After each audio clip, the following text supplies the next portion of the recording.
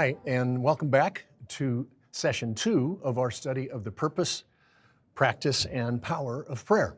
I finished our last session by stating that there is a huge difference between being in a war, like a refugee who's trying to escape it, and being at war, like a warrior who is in it to win it.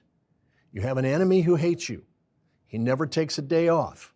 That's why Paul says in Ephesians 6 and verse 12, "For our struggle is not against flesh and blood, but against the rulers, against the authorities, and against the powers of this dark world, and against spiritual forces of evil in the heavenly realms." And if your enemy can't defeat you through discouragement, then he will try to lull you to sleep through complacency. As Paul goes on in Ephesians 6, he describes our spiritual armor and weapons. That's what our last session was all about. And then in verse 18, he tells us the strategy. In verse 18, he says, and pray. Pray in the Spirit on all occasions with all kinds of prayers and requests. With this in mind, be alert and always keep on praying for all the saints. In today's English version, it says, and pray on every occasion as the Spirit leads. The King James says, praying always. The Contemporary English version says, never stop praying. Well, how is that possible? Well, I'll give you a few ideas in a minute. But before I do that, I want to talk about what's at stake in this war. And I'll give you 5 simple ways to organize your prayer life. So first, let me answer the question, what do I pray for? And to answer that question, I want to draw you a picture. I want to show you something. Now, I have to warn you, you're about to discover something about my artistic abilities. I was a pretty good student in school, but there was one time I was in danger of failing a class. It was my 7th grade art class. And my teacher, bless her heart, she was one of those, there's an artist in every child. We just have to release the artist in the child. 3 weeks into the class, I was trying to draw something. She leaned over my shoulder and she said, "Are you sure you wouldn't rather take Spanish?" I'm not kidding you. This happened, okay? She didn't release the artist in the child. She released the child from the art class. Anyway, I want to show you something. I'm going to try to draw a circle and see if I can pull this off.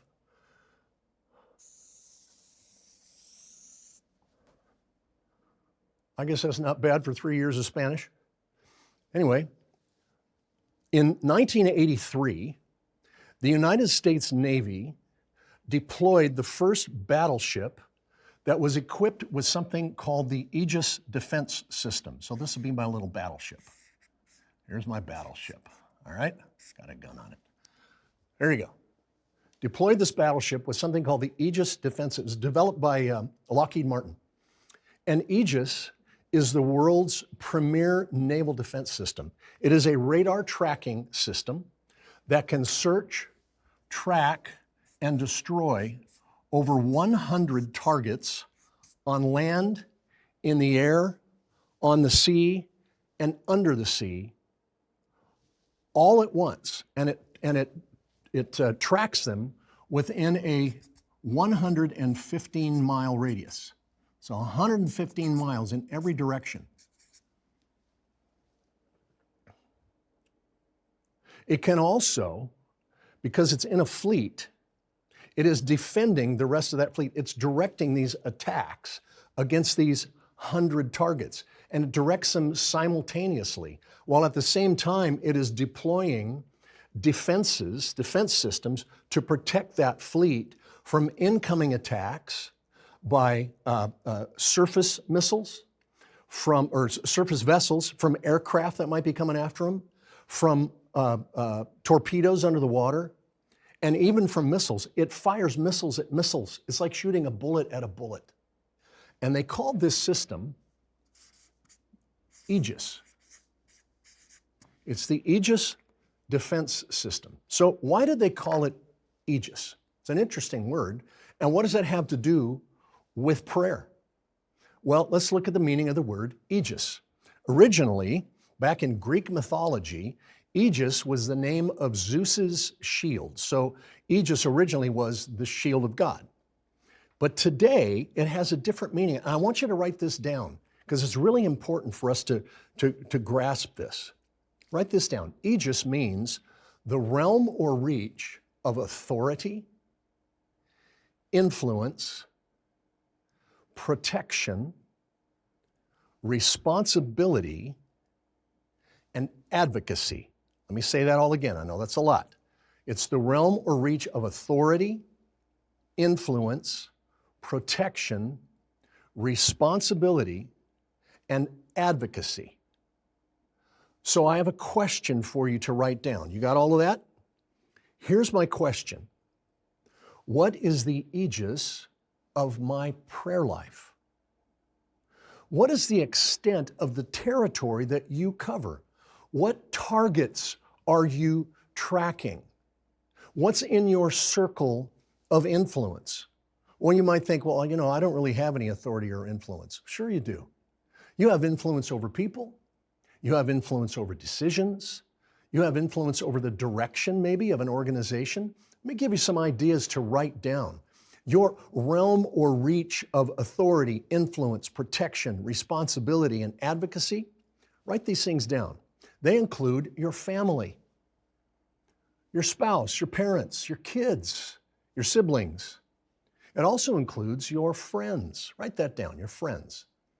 If God has given you friends, then you have a divine call, a privilege, a responsibility to pray for your friends.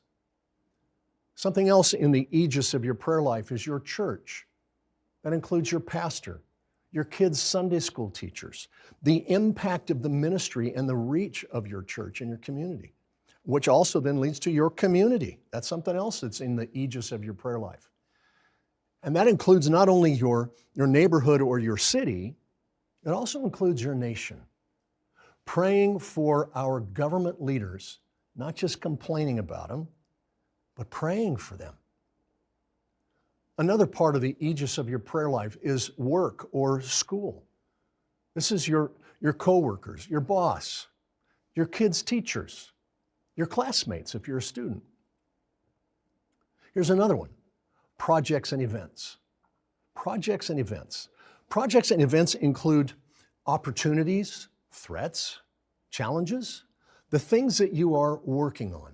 What is on your horizon? In what areas are you or your family or your friends vulnerable to attack? Is each area being watched and covered? Is any area being neglected?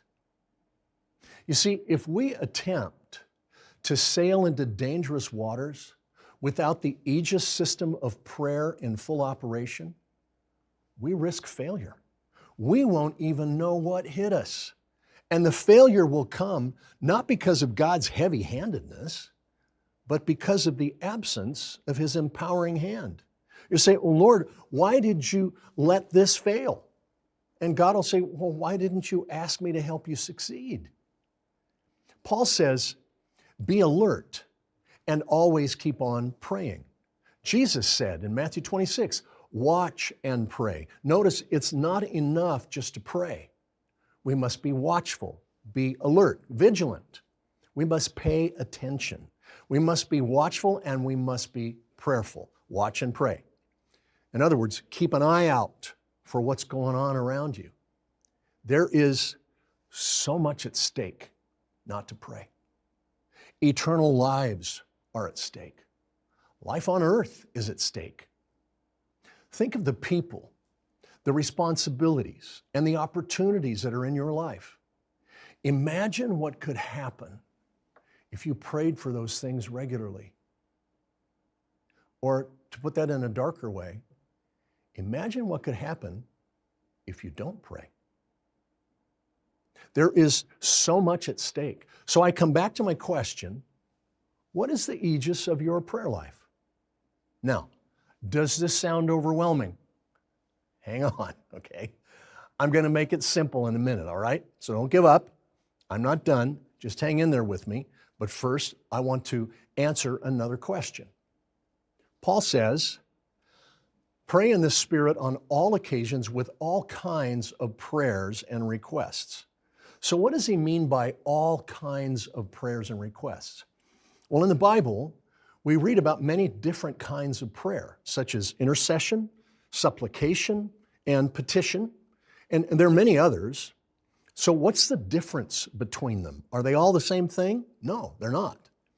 And I don't have time to talk about them now, so in your study guide, I have included a description of 7 types of prayer. And I want to encourage you to look those things over and talk about them during your discussion time. So now let me try to make things simple and doable. Let me talk about how to organize your prayer life to be sure that things are being covered. Now you may be thinking, look, I don't have time for all this kind of prayer. Well, sure you do. Every prayer doesn't have to be lengthy. You can pray momentary prayers, even just mentioning a person by name in prayer. In fact, the Apostle Paul did this many times in the Bible. In Ephesians 1:16, he says, I never stop being grateful for you as I mention you in my prayers. In 1 Thessalonians 1, he says, we always thank God for all of you, mentioning you in our prayers. And in Philemon, he says, I always thank my God when I mention you in my prayers. So you're not praying for an hour for everybody you know. You can just mention their name to the Lord. I'll give you an example. I do this often as I'm driving to work. I might pray, Lord, I just want to thank you for my friends, Pete and Janet and Ron and Sandra and Doug and Faye and Steve and Cher and Stan and Connie. I thank you for their friendship. And I'm asking you today, would you just bless them with grace and peace today and watch over them? That's it. Simple. I've mentioned them in prayer. Now, if something serious is going on in their life, well, I might pray longer for that specific issue. But not only do you not have to pray long, drawn out prayers for everything and everyone, you also do not have to pray for everything all at once. It's up to you. You can take 30 minutes. You talk about, well, you need to pray 30 minutes a day. I don't have the, what's the word I'm looking for? There goes my brain. Attention span. That's what I'm trying to say. I don't have the attention span to pray for 30 minutes uninterrupted. I'm sorry. A lot of people do that. Awesome. I know. I can't do that. So what I do is I spread things out over time. I'll take just a minute or so often throughout the day, and I'll just pray as long as I feel prompted to pray. So you can pray momentary prayers. Here's another suggestion to help you get organized. Schedule your prayers. Schedule your prayers. Put them on a calendar. Set an alarm. Do something to remind yourself to pray. The time and the frequency are entirely up to you. Now, some things you're going to pray for on a daily basis, like your family. Some maybe on a weekly or even a monthly basis. You just put it on a calendar. You don't have to pray for everything every day. Some things are just a one-time request, a test that maybe somebody's going through. So you write down on such and such a day, right? At this specific time, well, I'll pray for my friend who is having surgery or my daughter who's having a job interview, right? You just write it down. Some things require daily prayer for a specific period of time that must be pressed through in the Spirit to accomplish their purpose. I'll give you an example. I have a friend named Dave who travels to the Philippines a couple times a year to train pastors. So I'll put on my calendar the day he's leaving and the day he's coming home. And in those 10 days, I pray for my friend Dave. Once he gets home, he's on his own, you know? No, but it's just that period of time, that season, I'm praying for him. A season of opportunity might be where some kind of a challenge maybe, where far-reaching decisions must be made, like buying a house or changing a job or a turning point in a dating relationship. Here's another idea. You can set up what I call prayer memorials. Now, here's where I got this idea. My mentor is a man named Jack Hayford. In fact, he's the one who told me about Aegis to begin with. But I spent a couple days with him at his house a few years ago, and I was asking him about his prayer life. So he took me out in the front yard of his house. He has a long sort of ranch-style house with a big, long front yard, wide front yard. He took me out in the front yard, and he pointed over to his right, and he said, "You see those two pine trees right there?" He says, "That's Ken and Lloyd." He said, "When I come out in my front yard and I see those trees, I think of my friends. They're my two best friends in ministry, Ken and Lloyd. I pray for them when I look at those trees." He just mentions them. And then down underneath those trees, there was a little like a bench, a little park bench. And he said, "That's Dean and Lori. And those are his and his wife's closest personal friends." He said, "I pray for them." And then along the front of his yard was a fence that had these brick columns in between the fence pieces. And he said, "That's the church where he pastors." He said, "That's the college that he had started." And he just sort of identified what these little pillars meant. And then in the middle of the yard was this beautiful fountain right in the middle. And he said, "That's Anna, his wife." He said, "She's a fountain of life." And then behind that fountain, it still makes me emotional just thinking about this. There was a birch tree on the other side of the fountain. He said, "That's you." To think that my friend, my mentor, would pray for me that way. So I stole that idea from my mentor, and I adapted it for myself. I'll give you some examples of what I've done. I have a son-in-law who is a sheriff's deputy. So whenever I see a police car, I pray for my son-in-law, Micah. I have another son-in-law who's a firefighter. And so whenever I see a fire truck, I pray for my son-in-law, Sean. And if all I do is hear a siren, but I don't see any vehicles, I pray for both of them. It's a little memorial, a little trigger to remind me to pray. I have another friend who, for reasons too long to go into, he would post, I would see every now and then in social media, he'd post just 11:11. 11:11. This guy's name is Eric. And I thought, I don't know what all this means, but whenever I see 11:11, I'm going to pray for Eric. And I can't tell you how many times that happens. I can't tell him how many times it happens. He'd think it's creepy. He'd think I'm like stalking him. Because it happens almost every day. Something happens. It's either on a clock. Just a couple weeks ago, I was with my wife. We were riding a bicycle through Washington, D.C. We stopped at a corner. I looked at the building on the corner and the address was 11:11. I prayed for Eric. It just happens all the time. The point is, I'm setting up these little memorials, these little reminders to pray for people, and they happen at random. They're not planned. They just happen at random. Here's another time management idea that you can use to make things easier. You can pray what I call first-minute prayers. First-minute prayers. The first minute when you walk into work, you just pray silently for your company, for your boss, maybe a coworker, or a project that you're working on. Just for a minute, just a moment. Or when you drop your kids off at school, you just take a minute as you're driving away to pray for their school day, pray for their teachers, pray for any challenges that your kids are having at school that maybe they've told you about. These are first-minute prayers, and they happen throughout the day. The minute before you make an important phone call, the minute before you meet with a friend for coffee, the minute before you meet with a client. That first minute when you get in the car in the morning, the first minute when you're driving home.